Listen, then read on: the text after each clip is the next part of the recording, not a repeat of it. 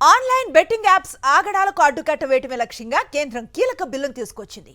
Promotion and regulation of online gaming bill 2025 ను లోక్సభలో ప్రవేశపెట్టారు కేంద్ర మంత్రి అశ్విని వైష్ణవ్. ఆన్లైన్ గేమ్స్, ఈ స్పోర్ట్స్ మధ్య విభజన చూపించేలా ఈ బిల్లును రూపొందించారు. నిబంధనలు ఉల్లంఘించి ఆన్లైన్ గేమ్స్ అందిస్తున్న వారికి 3 ఏళ్ల వరకు జైలు శిక్ష లేదా కోటి వరకు జరిమానా లేదా ఆ రెండూ విధించాలని ప్రతిపాదించారు. ఇల్లీగల్ బెట్టింగ్ యాప్స్ ను ప్రమోట్ చేసే వారికి గరిష్టంగా 2 ఏళ్ల జైలు శిక్ష, 50 లక్షల వరకు జరిమానా విధించేలా నిబంధనలు పొందుపరిచింది ప్రభుత్వం. ఆన్లైన్ మనీ గేమ్స్ ఆడే వారిని నేరస్తులుగా కాకుండా బాధితులుగా ఈ బిల్లులో పేర్కొంది. Promotion and regulation of online gaming bill 2025 be taken into consideration.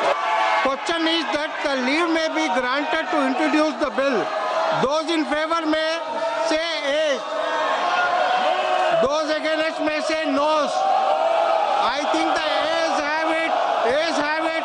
The permission is granted and the minister may now introduce the bill.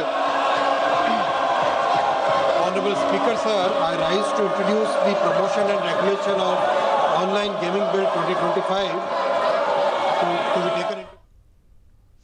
Online betting apps వాడకం ఇటీవల విపరీతంగా పెరిగిపోయింది. దీనికి బానిసైన కొందరు అప్పుల ఊబిలో కూరుకుపోయి ప్రాణాల మీదకు తెచ్చుకుంటున్నారు.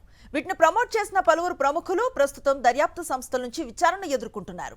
ఈ క్రమంలోనే ఆన్లైన్ బెట్టింగ్ ను నేరంగా పరిగణిస్తూ ఆన్లైన్ గేమింగ్ నియంత్రణ బిల్లును తీసుకువచ్చింది మోదీ సర్కార్. అయితే ఈ బిల్లు కారణంగా తమ రంగానికి తీవ్ర నష్టం కలుగుతుందని ఆల్ ఇండియా గేమింగ్ ఫెడరేషన్ కేంద్ర హోంమంత్రి అమిత్ షాకు లేఖ రాసింది. గేమింగ్ పై నిషేధం విధించకుంటే నియంత్రణ ఉంచాలని సూచించింది.